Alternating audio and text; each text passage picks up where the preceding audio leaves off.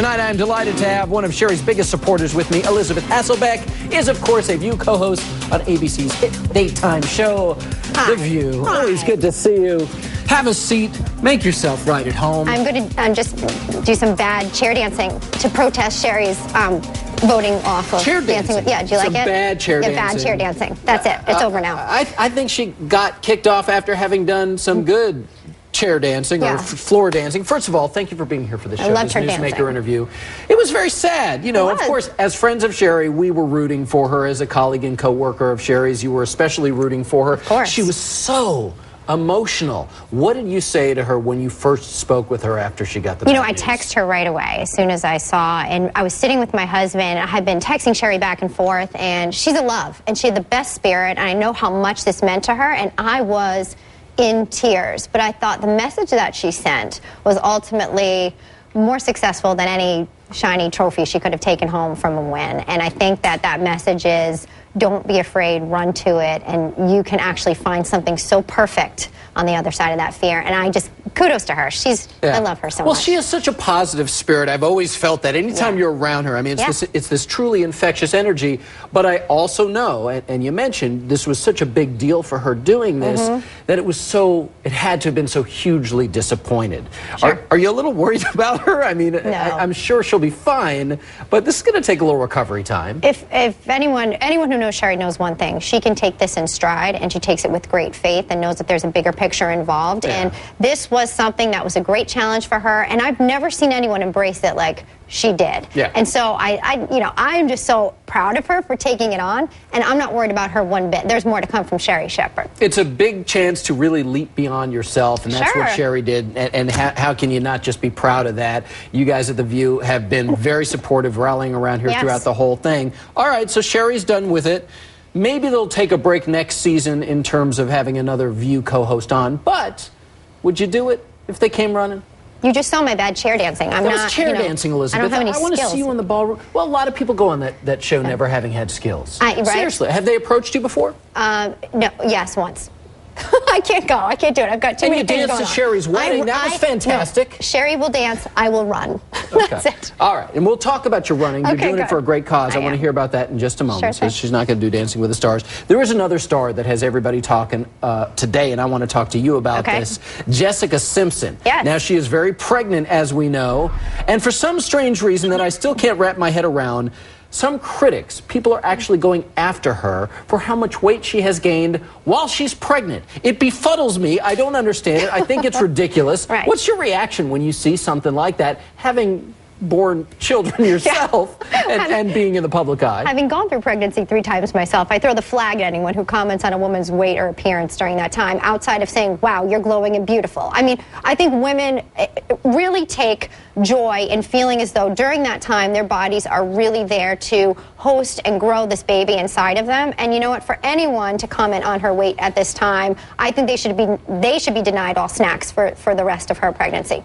Shame on that. Yes, shame on you. That's exactly right. No Twinkies for you. No more Twinkies. Well, Twinkies, can you even get the Twinkies anymore? Snickers? No more. No more. You can't have them. And I do love that Jessica really seems to be having the last laugh with this. Did you see what she tweeted? No, what did she say? Let me read this because this is fantastic. She goes on the Twitter and she writes this. Last chance to see me fat, a.k.a. pregnant, on the cover of Elle. I love this shoot, and it's only on stands for a few more days.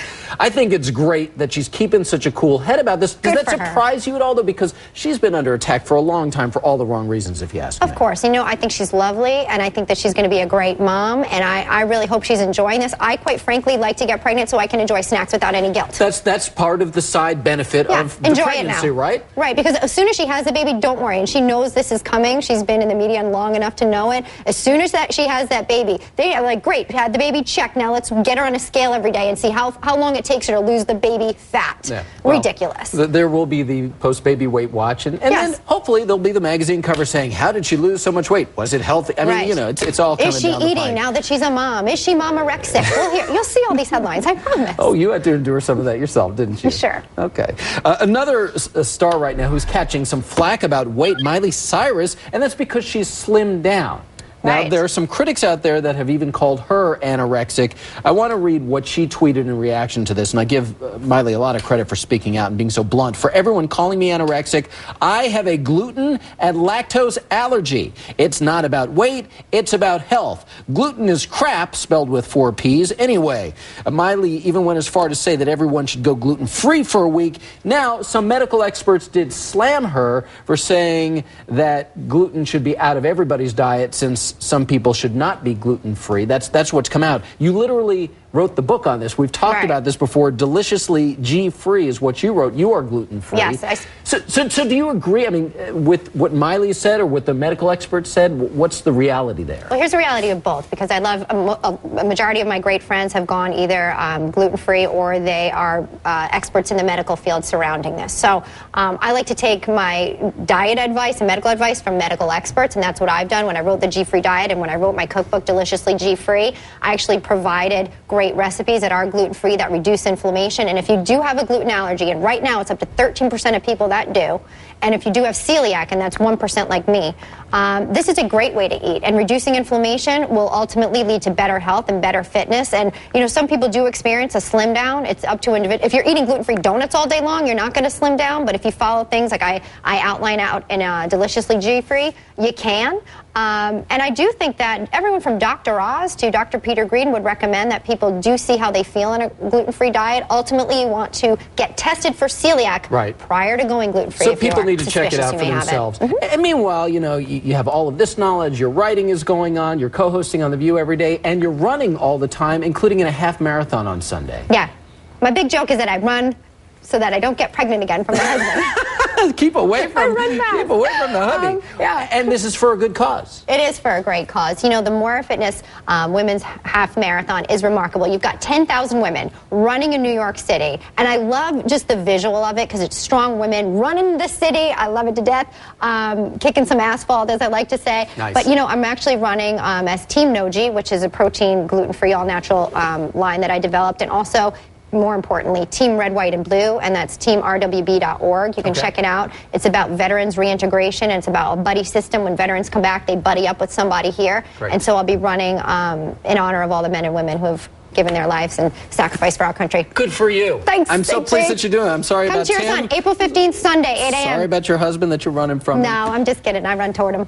Elizabeth's new book is called Deliciously G-Free. It's available online and in stores now. And don't forget, if you are in the New York area, you can join Elizabeth, as she said, in the half marathon. Check her out April 15th and all of those women kicking asphalt in Central Park. As we move on, Kim Kardashian.